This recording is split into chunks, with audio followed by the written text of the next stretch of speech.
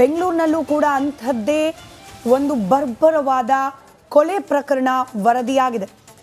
ಕೇಂದ್ರ ವಿಭಾಗದ ಡಿಸಿಪಿ ಶೇಖರ್ ನೇತೃತ್ವದ ತಂಡ ಈ ಕೊಲೆ ಪ್ರಕರಣದ ಮತ್ತಷ್ಟು ಮಾಹಿತಿಯನ್ನು ಕಲೆ ಹಾಕೋ ಪ್ರಯತ್ನವನ್ನು ಮಾಡ್ತಾ ಇದೆ.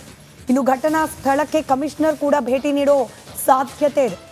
ಯಾವ ಮಟ್ಟಕ್ಕೆ ಮರ್ಡರ್ ಅಂತಂದರೆ, ಸಾಮಾನ್ಯವಾಗಿ ನ್ಯಾಚುರಲ್ ಡೆತ್ ಆದರೂ ಕೂಡ ಪೋಸ್ಟ್ ಮಾರ್ಟಮ್ ಮಾಡಲಾಗುತ್ತೆ, ಅಥವಾ ಈ ರೀತಿಯ ಅಪರಾಧ ಕೃತ್ಯಗಳಲ್ಲಿ ಕೊಲೆಯಾದ ಸಂದರ್ಭದಲ್ಲೂ ಕೂಡ ಮರಣೋತ್ತರ ಪರೀಕ್ಷೆಯನ್ನು ಮಾಡಲಾಗುತ್ತೆ. ಆ ಸಂದರ್ಭದಲ್ಲಿ ದೇಹವನ್ನು ಕೆಲ ಭಾಗಗಳಲ್ಲಿ ಕಟ್ ಮಾಡಿ ಯಾವ ರೀತಿಯಾಗಿ ಈ ಮರ್ಡರ್ ಅಥವಾ ಸಾವಾಗಿದೆ ಅನ್ನೋದನ್ನು ಪರಿಶೀಲನೆ ಮಾಡಲಾಗುತ್ತೆ. ಈ ಪ್ರಕರಣದಲ್ಲಿ 60 ತುಂಡಾಗಿರುವ ದೇಹದ ಪೋಸ್ಟ್ ಮಾರ್ಟಮ್ ಮಾಡಲಿಕ್ಕೂ ಕೂಡ ಬಹಳಷ್ಟು ಸವಾಲುಗಳಿದೆಯಂತೆ. ದೃಶ್ಯದಲ್ಲಿ ಗಮನಿಸ್ತಾ ಇದ್ದೀರಿ, ಇದೇ ಜಾಗದಲ್ಲಿ ಆಗಿರೋದು ಮಹಾಲಕ್ಷ್ಮಿ ಅವರ ಮರ್ಡರ್. ಶ್ರುತಿ, ಒಂದು ದೇಹನ 60 ಪೀಸ್ ಮಾಡ್ತಾರೆ ಅಂತಂದ್ರೆ ಎಷ್ಟು ವಿಕೃತಿ ಅಂತ ಹೇಳೋಣ. ನಾವು ಸಾಮಾನ್ಯವಾಗಿ ಈ ರೀತಿಯ ಮರ್ಡರ್ಗಳಾದಾಗ ಮಾತನಾಡ್ತಿರ್ತೀವಿ, ಯಾರಿಗಾದ್ರೂ ಒಂದೇಟ್ ಹೊಡೆದ್ರೇನೆ ಹೌದು ಪಾಪ ಪ್ರಜ್ಞೆ ಇರೋರು ಅಥವಾ ಮನುಷ್ಯತ್ವ ಇರೋರು ಇಡೀ ದಿನ ಅದ್ರ ಬಗ್ಗೆ ರಿಗ್ರೆಟ್ ಇರುತ್ತೆ. ಹೊಡೆದ್ಬಿಟ್ವಲ್ಲ, ಬೇಕಿತ್ತ, ಕೋಪದ ಕೈಲಿ ಬುದ್ಧಿ ಕೊಟ್ಟವ ಅಂತ ಹೇಳಿ. ಬಟ್ ಈ ರೀತಿ ಒಂದು ದೇಹದ ಮೇಲೆ ಇಷ್ಟರ ಮಟ್ಟಿಗೆ ಹಲ್ಲೆ ಮಾಡಬೇಕು, ಮನಸ್ಸೋ ಇಚ್ಛೆ ಚುಚ್ಚಬೇಕು, ಪೀಸ್ ಮಾಡಬೇಕು ಅಂತಂದ್ರೆ ಇನ್ನೆಷ್ಟರ ಮಟ್ಟಿಗೆ ವಿಕೃತಿ ಇರುತ್ತೆ ಅಂತ. ಅದೆಂತ ಕೋಪ ಅಂತ, ಅಷ್ಟು ವಿಕೃತಿ ಮೆರೆದು ಬರ್ಬರವಾಗಿ ಹತ್ಯೆ ಮಾಡೋ ಮಟ್ಟಿಗೆ ಅಂತ. ಮತ್ತಷ್ಟು ಡೀಟೇಲ್ಸ್ ಪಡ್ಕೊಳ್ಳೋಣ ಅನ್ಸುತ್ತೆ. ನಾಗರಾಜ್ ಸ್ಪಾಟ್ ಇಂದ ನೇರ ಸಂಪರ್ಕದಲ್ಲಿದ್ದಾರೆ. ನಾಗರಾಜ್, ಏನ್ ಬೆಳವಣಿಗೆ ನಿರೀಕ್ಷೆ ಮಾಡಬಹುದು? ಒಂದು ವಿಚಾರ ಈಗ ತಾನೇ ಸ್ಮಿತಾ ಅವರು ಹೇಳ್ತಾ ಇದ್ರು, ಪೋಸ್ಟ್ ಮಾರ್ಟಮ್ ಕೂಡ ದೊಡ್ಡ ಮಟ್ಟದ ಸವಾಲುಗಳಿದೆ. ಒಂದು ದೇಹ 60 ಪೀಸ್, ಹೇಗ್ ನಡೆಯುತ್ತೆ ಆ ಪ್ರಕ್ರಿಯೆ ಅಂತ?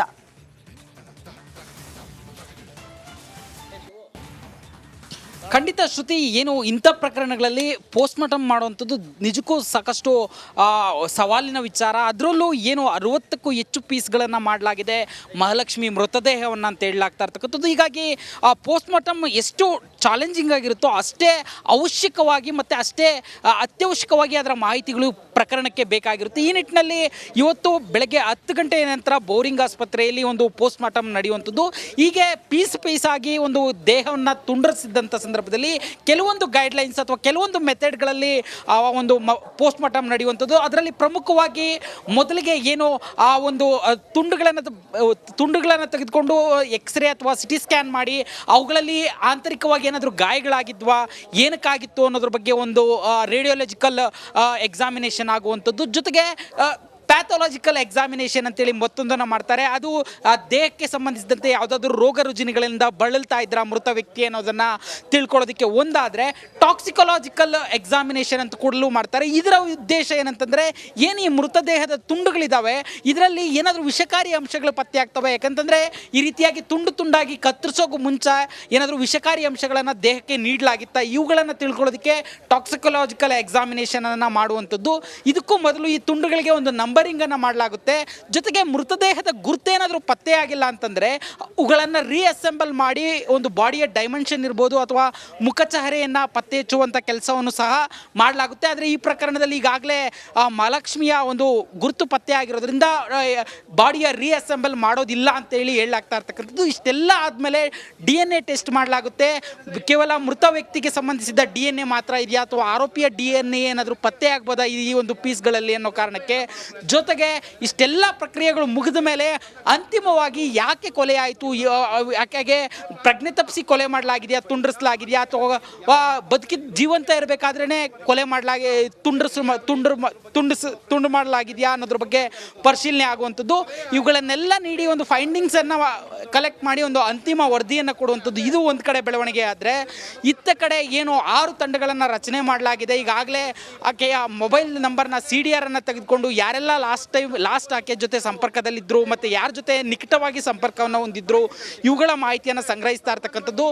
ಕೆಲವೊಂದು ವ್ಯಕ್ತಿಗಳ ಮೇಲೆ ಈಗಾಗಲೇ ಪೊಲೀಸರಿಗೆ ಅನುಮಾನ ವ್ಯಕ್ತವಾಗಿದ್ದು ಅವರುಗಳನ್ನು ಹೆಚ್ಚಿಗೆ ಒಂದು ವಿಚಾರಣೆಗೆ ಒಳಪಡಿಸುವ ಮತ್ತು ಹೆಚ್ಚಿಗೆ ಅವರ ಮಾಹಿತಿಯನ್ನು, ಅವರ ಹಿನ್ನೆಲೆಯನ್ನು ಕಲೆ ಹಾಕುವ ಕೆಲಸವನ್ನು ಸದ್ಯಕ್ಕೆ ಪೊಲೀಸ್ ತಂಡಗಳು ಮಾಡ್ತಾ ಇರ್ತಕ್ಕಂಥದ್ದು. ಶ್ರುತಿ, ನಾಗರಾಜ್, ಇವಾಗ ತಾನೇ ಈ ಸುದ್ದಿಯನ್ನು ಗಮನಿಸ್ತಿರೋರು, ಬೆಳಗ್ಗೆ ಎದ್ದು ಈ ಮರ್ಡರ್ ಸುದ್ದಿಯನ್ನು ಗಮನಿಸ್ತಿರೋರಿಗೆ ಕ್ವಿಕ್ ಆಗಿ ಏನಾಯಿತು, ಹೇಗಾಯಿತು, ಇಲ್ಲಿವರೆಗೂ ಪ್ರಾಥಮಿಕ ತನಿಖೆ ಸಂದರ್ಭದಲ್ಲಿ ಹೊರಬಿದ್ದಿರುವ ಮಾಹಿತಿಗಳೇನು ಕ್ವಿಕ್ ಆಗಿ ಹಂಚ್ಕೊಳ್ಬಹುದಾ?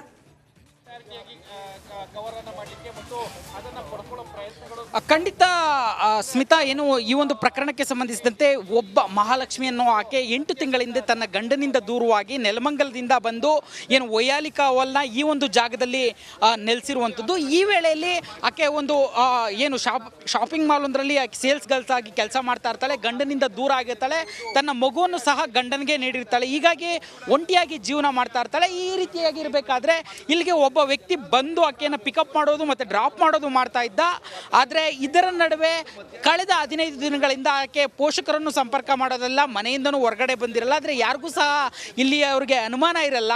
ಆದರೆ ಆಕೆ ಪೋಷಕರು ಗೆ ಇಲ್ಲಿ ಒಂದಷ್ಟು ಸ್ಮೆಲ್ ಬರ್ತಾ ಇದೆ ಮನೆ ಹತ್ರ ಅಂತ ಹೇಳಿ ಇಲ್ಲಿ ಸ್ಥಳೀಯರು ಮಾಹಿತಿಯನ್ನು ಕೊಟ್ಟಾಗ ಅವರ ತಾಯಿ ಬಂದು ಬಾಗಿಲನ್ನು ಹೊಡೆದು ಒಳಗಡೆ ಫ್ರಿಜ್ಜನ್ನು ನೋಡಿದಾಗ ಕೊಲೆ ಆಗಿರೋದು ಬೆಳಕಿಗೆ ಬಂದಿರತಕ್ಕಂಥದ್ದು. ಹಾಗಾದರೆ ಈ ಒಂದು ಕೊಲೆಯಿಂದ ಯಾರಿದ್ದಾರೆ ಅನ್ನೋದು ಇನ್ನೂ ಸಂಶಯಾಸ್ಪದವಾಗಿರ್ತಕ್ಕಂಥದ್ದು. ಇಲ್ಲಿಗೆ ಬಂದು ಹೋಗ್ತಾ ಇದ್ದಂಥ ವ್ಯಕ್ತಿ ಯಾರು, ಜೊತೆಗೆ ಅಲ್ಲಿ ಯಾರಾದರೂ ಕೆಲಸ ಮಾಡೋ ಜಾಗದಲ್ಲಿ ಯಾರಾದರೂ ಈಕೆಗೆ ಆತ್ಮೀಯರು ಇದ್ರ, ಈ ಎಲ್ಲದರ ಬಗ್ಗೆಯೂ ಪರಿಶೀಲನೆ ಆಗ್ತಾ ಇದೆ. ಆದರೆ ಮರ್ಡರ್ ಮಾಡಿರೋದು ಯಾರು ಅನ್ನೋದು ಇನ್ನಷ್ಟೇ ಗೊತ್ತಾಗಬೇಕಾಗಿರ್ತಕ್ಕಂಥದ್ದು. ಸ್ಮಿತಾ, ರೈಟ್, ಧನ್ಯವಾದ ನಾಗರಾಜ್ ಮಾಹಿತಿಗಾಗಿ.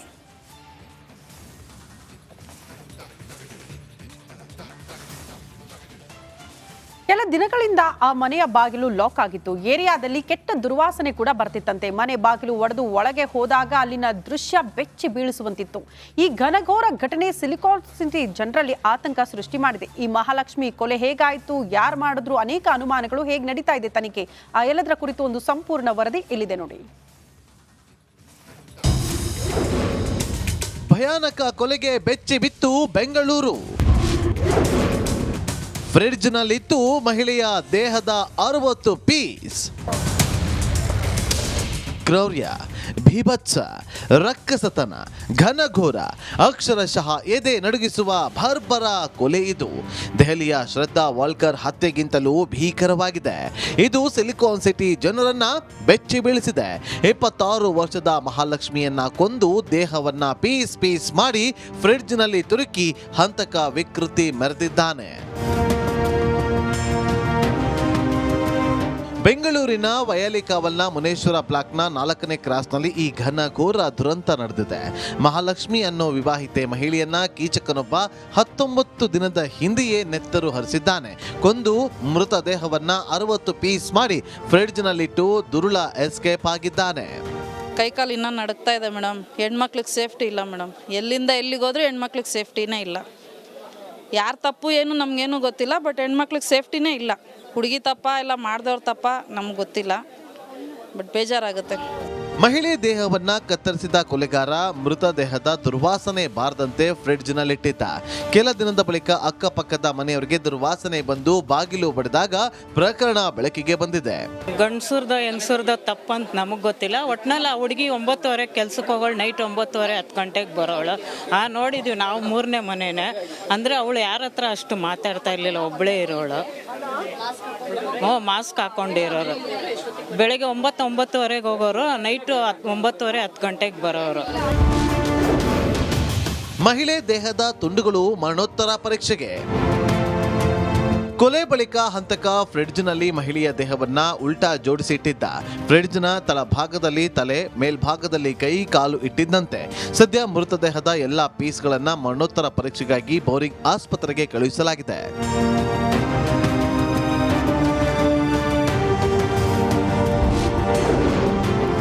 ಮಹಾಲಕ್ಷ್ಮಿ ಜೀವಕ್ಕೆ ಮುಳುವಾಗಿದ್ದೇನು? ಕಳೆದ 1 ವರ್ಷದಿಂದ ಗಂಡನಿಂದ ಮೇಲ್ಪಟ್ಟಿದ್ದಂತಹ ಮಹಾಲಕ್ಷ್ಮಿ ವೈಯಾಲಿಕಾವಲ್ನಲ್ಲಿ ಅಣ್ಣನ ಜೊತೆಗೆ ವಾಸ ಮಾಡ್ತಾ ಇದ್ಲು. ಆದ್ರೆ ಇತ್ತೀಚೆಗೆ ಅಣ್ಣನನ್ನ ಮನೆಯಿಂದ ಓಡಿಸಿದ್ದಳಂತೆ. ಕಳೆದ ತಿಂಗಳು ಮನೆಯಿಂದ ಆಚೆ ಹೋಗಿದ್ದ ಅಣ್ಣ ಅತ್ತಿಗೆ ವರ್ತೂರಲ್ಲಿ ವಾಸ ಮಾಡ್ತಾ ಇದ್ರು. ಅಣ್ಣ ಅತ್ತಿಗೆ ಮನೆ ಬಿಟ್ಟು ಹೋದ ಬಳಿಕ ಮಹಾಲಕ್ಷ್ಮಿ ಒಬ್ಬಂಟಿಯಾಗೇ ಇದ್ದಳು. ಹೀಗಾಗಿ ಒಂಟಿಯಾಗಿ ಇದ್ದಾಗಲೇ ಈ ಕೊಲೆ ನಡೆದಿರುವ ಶಂಕೆ ವ್ಯಕ್ತವಾಗಿದೆ.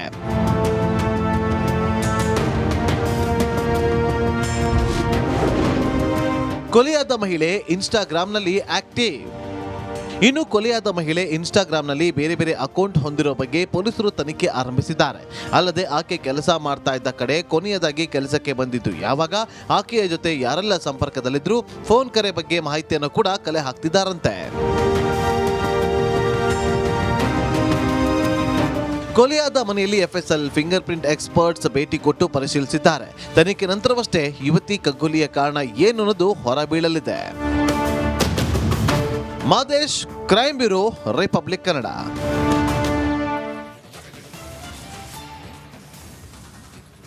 ನೋಡಿ, ಈಗಷ್ಟೇ ನಮ್ಮ ಪ್ರತಿನಿಧಿ ನಾಗರಾಜ್ ವಿವರಿಸ್ತಾ ಇದ್ರು ಪೋಸ್ಟ್ ಮಾರ್ಟಮ್ ಇಂಥ ಪ್ರಕರಣಗಳಲ್ಲಿ ದೊಡ್ಡ ಸವಾಲು. ಯಾಕಂತಂದ್ರೆ ಒಂದೊಂದು ಪೀಸ್ಗಳನ್ನ ಕೂಡ ಪರಿಶೀಲನೆಗೆ, ಅಂದ್ರೆ ದೇಹದ ಒಂದೊಂದು ಭಾಗವನ್ನ ಕೂಡ ಪರಿಶೀಲನೆಗೆ ಒಳಪಡಿಸಬೇಕಾಗುತ್ತೆ.